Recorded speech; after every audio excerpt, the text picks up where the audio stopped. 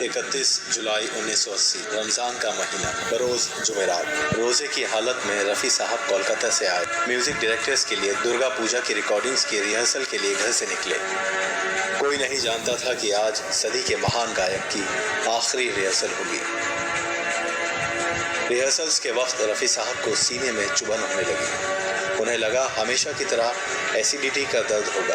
दर्द की शिद्दत बढ़ी तो रफ़ी साहब रिहर्सल रोकना चाहते थे, लेकिन सिर्फ ये सोचकर कि कोलकाता से आए लोगों का वक्त कीमती है, इसलिए रिहर्सल पूरी की। घर आने तक तकलीफ बढ़ने लगी। रोजे की वजह से पानी भी नहीं पी सकते थे। रफ़ी साहब सोफे पर बैठे हुए पसीने से लथपथ हो चुके थे। अपनी बीवी को जब सीने में शदीद तकलीफ के बारे में बताया तो वो परेशान हुई और उसी वक्त अपने फैमिली डॉक्टर को फ़ोन लगाया।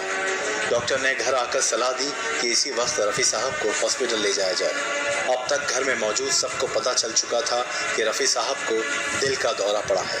रफ़ी साहब के सभी बच्चे उस वक्त लंदन में थे, सिवाय छोटी बेटी यास्मीन रफ़ी और शाहिद रफ़ी के।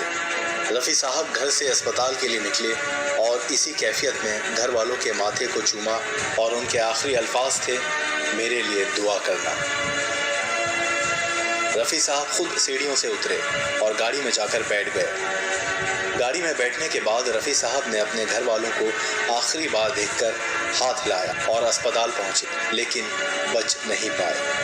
31 जुलाई 1980 इस सदी का महान गायक रोज़े की हालत में खालिक हकीकी से जा मिला।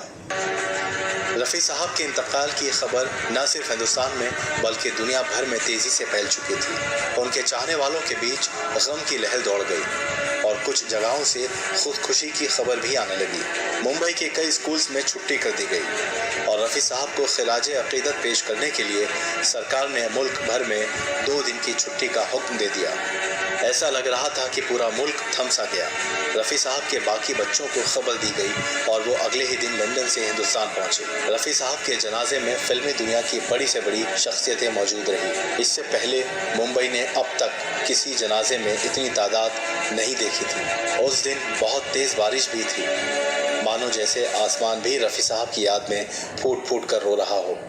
हर कोई एक बार रफ़ी साहब के जनाजे को कंधा देना चाहता था। शाम करीब 4:30 बजे सेंटा क्रूज कब्रिस्तान में एक ऐसे शख्स को सुपुर्द खाक किया गया जिसके जिस्म को दफन तो कर दिया गया, लेकिन दिलों से उनकी याद को निकाल नहीं पाए। ये रफ़ी साहब के नेक बख्त होने की शहादत ही थी कि रमज़ान का महीना, रोज़े की हालत, रमज़ान का आखिरी अशरा, 27वीं आम शब और अलविदा जुमे के दिन तदफीन। रफ़ी साहब को गुजरे तकरीबन 40 बरस हो चुके हैं, लेकिन आज भी ऐसा लगता है कि वो हम सब के बीच मौजूद हैं।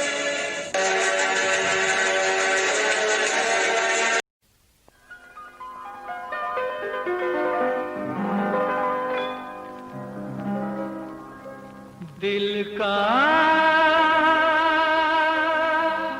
सोना सा तराना ढूंढेगा, दिल का सोना सा तराना ढूंढेगा, तीर निगाहे नाज निशाना ढूंढेगा। मुझको मेरे पास ज़माना ढूंढेगा, दिल का सोना साज तराना ढूंढेगा, तीर निगाहे नाज निशाना ढूंढेगा। अरे मुझको मेरे पास ज़माना ढूंढेगा, दिल का सोना साज तराना ढूंढेगा।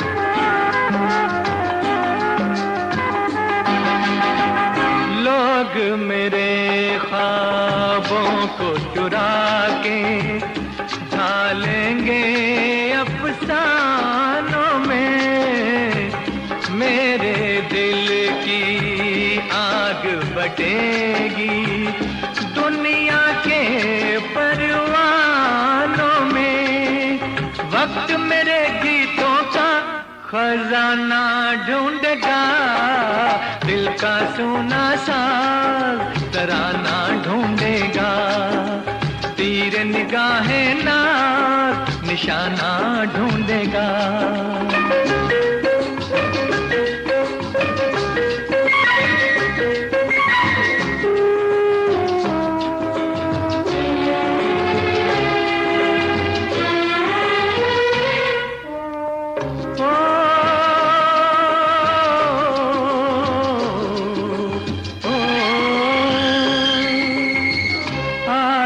का सूरज साथ रहेगा जब सांसों की राहों में गम के अंधेरे छट जाएंगे, मंजिल हो